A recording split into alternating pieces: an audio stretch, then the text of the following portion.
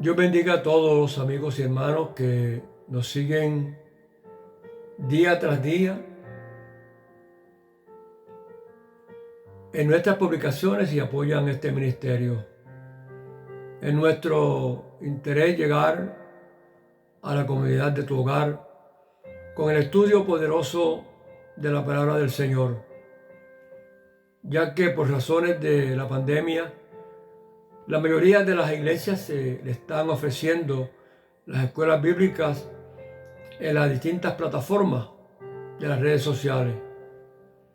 Hoy estaremos discutiendo un tema interesante y de alto contenido teológico. Pero antes de ir al estudio de hoy,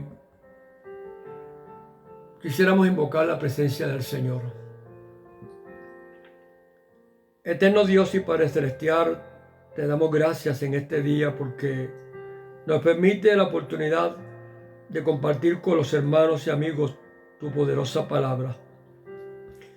Te pedimos una bendición para todos aquellos amigos y hermanos que nos siguen y que ya forman parte de este ministerio. Dependemos de tu Espíritu Santo que nos da la sabiduría para llevar estos estudios a todos los que necesitan una palabra de aliento y fortaleza en este momento tan difícil. Una vez más te damos gracias por ser instrumentos en tus manos y que muchas vidas puedan ser alcanzadas por estos medios. Te lo suplicamos en el nombre del Padre, del Hijo y del Espíritu Santo. Amén. La base bíblica se encuentra en Romanos capítulo 5, versos 1 al 6. Pasamos a darle lectura. Justificados pues por la fe, tenemos paz para con Dios por medio de nuestro Señor Jesucristo, por quien también tenemos entrada por la fe a esta gracia en la cual estamos firmes y nos gloriamos en la presencia de la gracia de Dios. Y no solo esto, sino que también nos gloriamos en las tribulaciones, sabiendo que la tribulación produce paciencia, y la paciencia prueba, y la prueba esperanza, y la esperanza no avergüenza, porque el amor de Dios ha sido derramado en nuestros corazones por el Espíritu Santo que nos fue dado. Porque Cristo, cuando aún éramos débiles, a su tiempo murió por los impíos. Pasamos a Romanos capítulo 10 de los versos 8 al 11. Mas ¿qué dice? Cerca de ti está la palabra, en tu boca y en tu corazón. Esta es la palabra de fe que predicamos, que si confesamos con tu boca que Jesús es el Señor y creyeres en tu corazón que Dios le levantó de los muertos, serás salvo. Pues la Escritura dice, todo aquel que en él creyere no será avergonzado. Pasamos al libro de los Hebreos. Queremos dar lectura, capítulo 11, versos 1 y 2.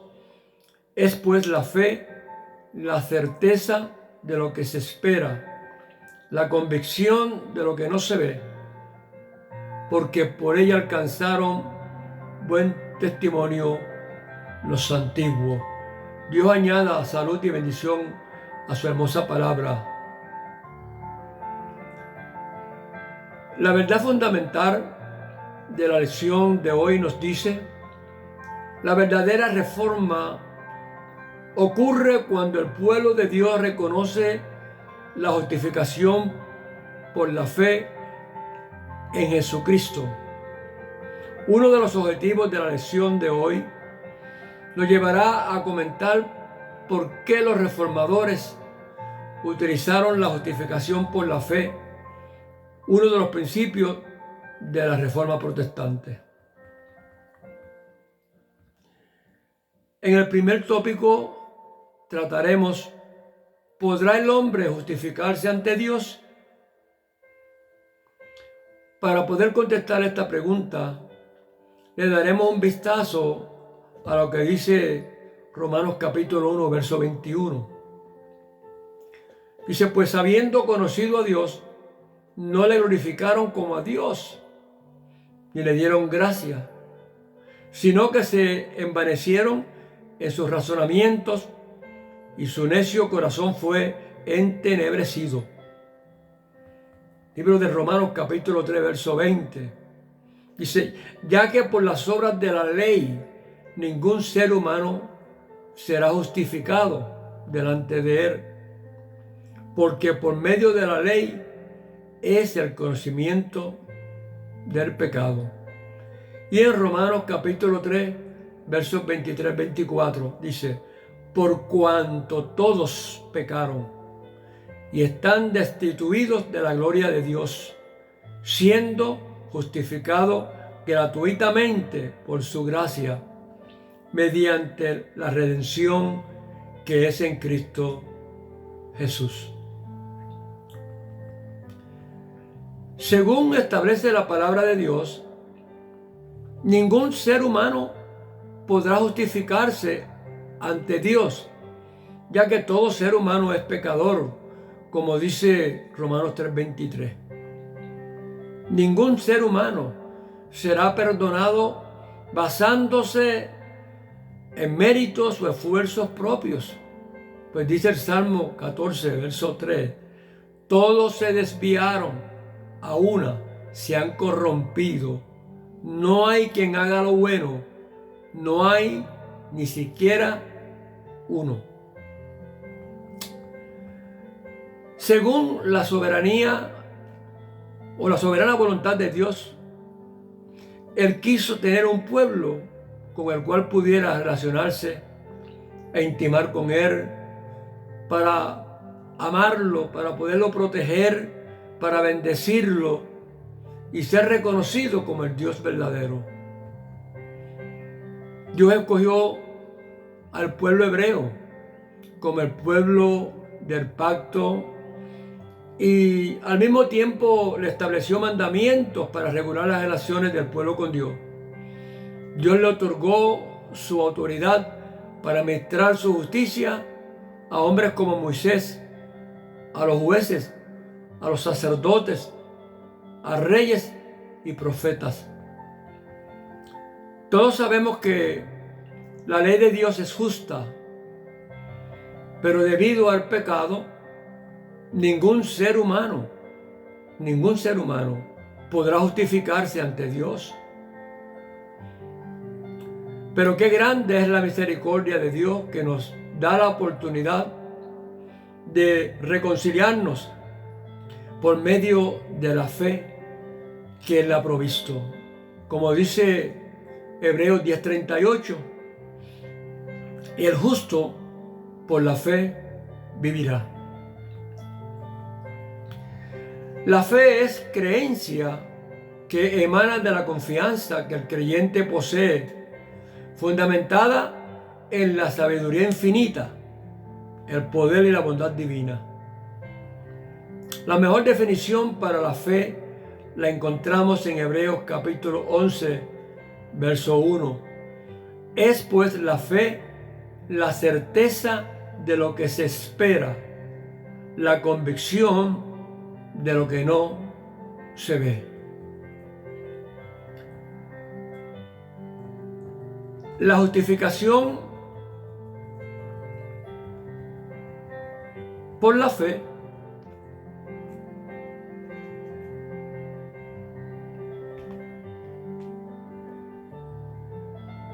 perdón un momentito, hermano.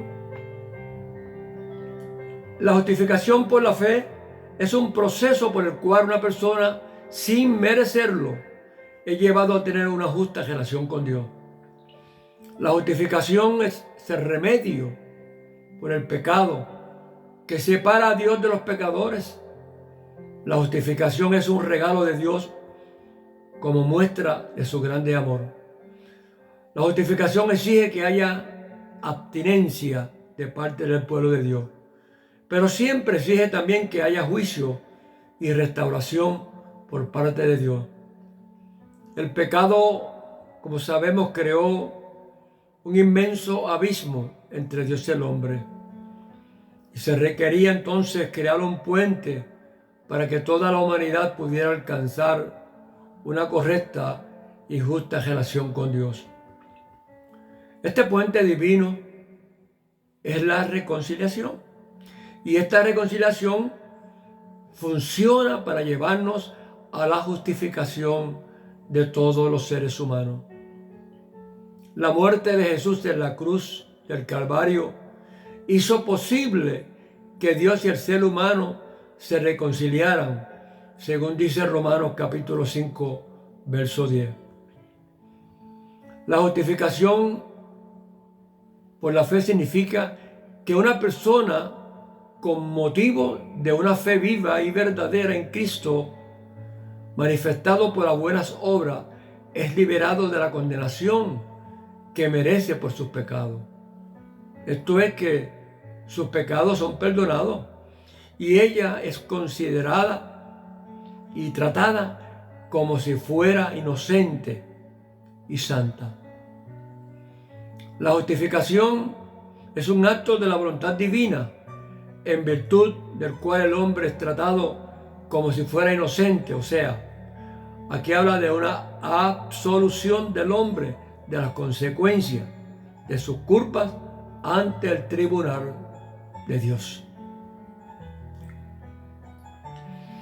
Pasamos ahora al tema: ¿cómo opera la justicia divina para condonar el pecado del hombre?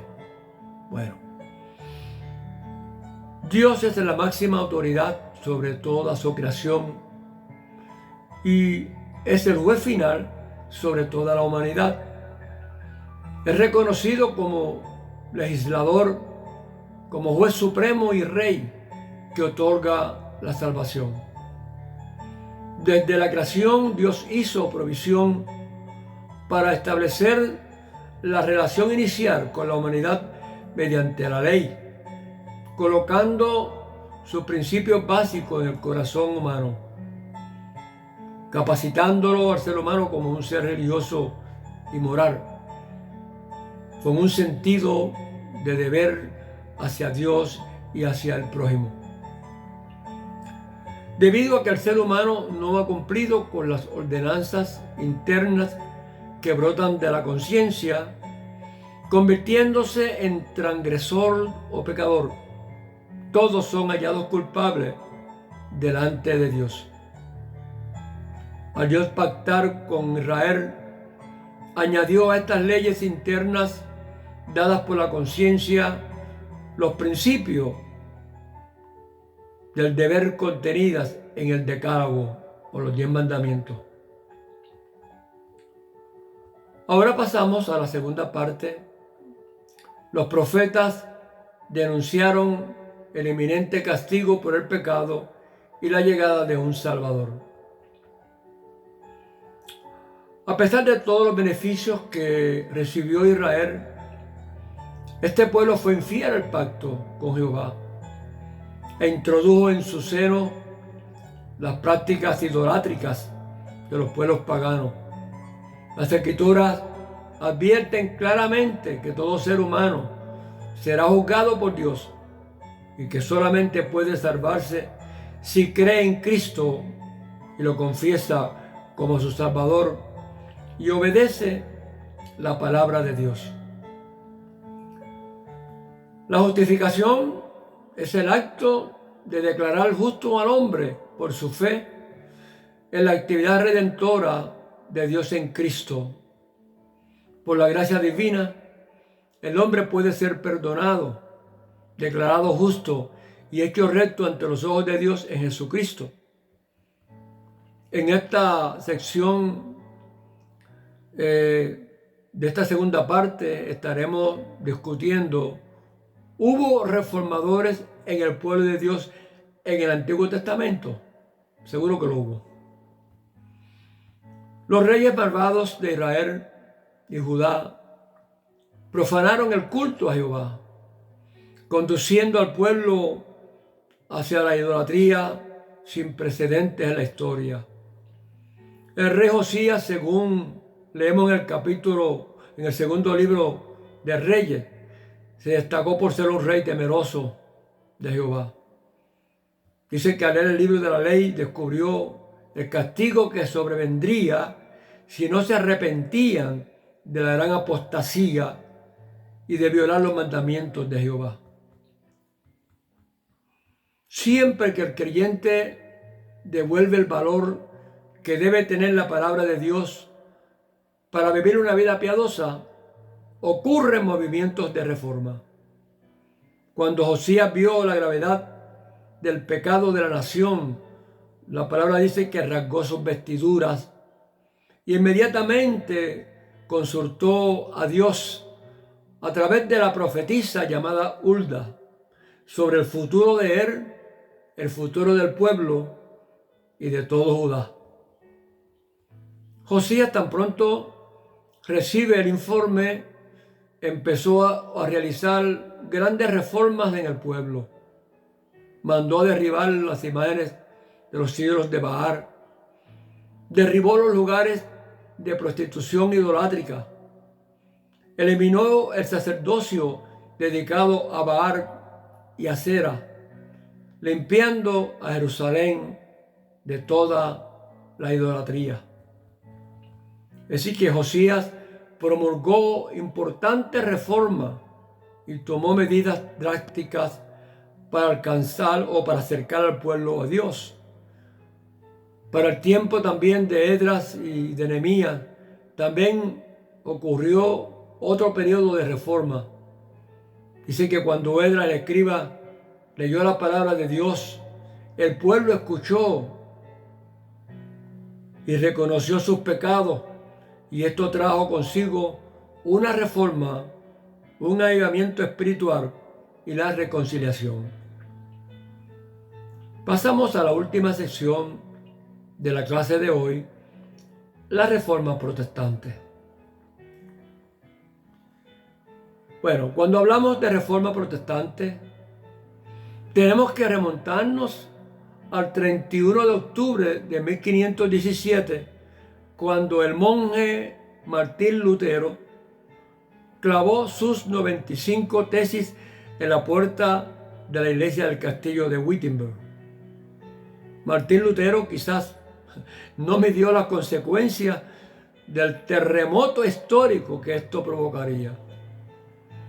Esta acción de protesta no solo afectaría a Alemania y la vida religiosa, sino que afectaría a toda la cultura judeocristiana en el occidente, sino a todo el mundo occidental. Esta reforma impactó la presencia de la fe cristiana en el mundo entero, en una transformación social desde una nueva concepción protestante de esa fe.